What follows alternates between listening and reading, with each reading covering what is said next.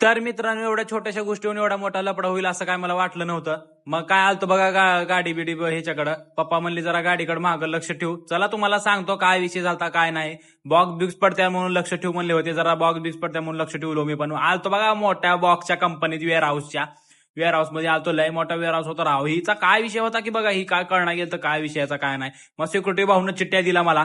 शाळेत भेटायच्या ती चिठ्ठ्या इथं बी भेटल्या बघा आज.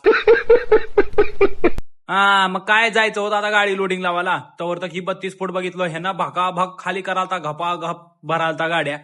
मग काय पाणी बिणी घेतलं बघा. इथंच झाला बघा लपडा एकासोबत. पाणी घेतलं, पाण्याची बॉटल खाली पडली. क्या रे मालिक, बहुत सही बर्ताव किए तुम हमारे साथ. हाँ, अब सूरत दादा से हम दोस्ती कर लेंगे. हाँ, अब तुम्हें बताएंगे कि दुश्मनी क्या होता है. ठीक से रख सकते थे ना मालिक तुम हमको. हाँ, फेंकने की क्या जरूरत है. अब तुम गए हो ना हमारे विराट में.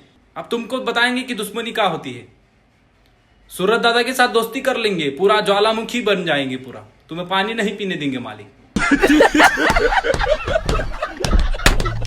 मग काय वाटेश्वर भाऊ सोबत एवढा मोठा लफडा होईल का असं मला काय वाटलं नव्हतं बघा. मग काय गाडी बिडी घेतलं भरून, तेवढंच एक काय का पाणी बी घेतलं भरून दुसरा. हा, पेपर बिपर दिला बघा भाऊन, लगेच निघालो.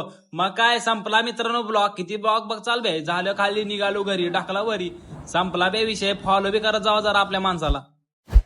ते तेवढं उपकार करा बघा. निळ्या बटन दाबा बघा. संपला विषय.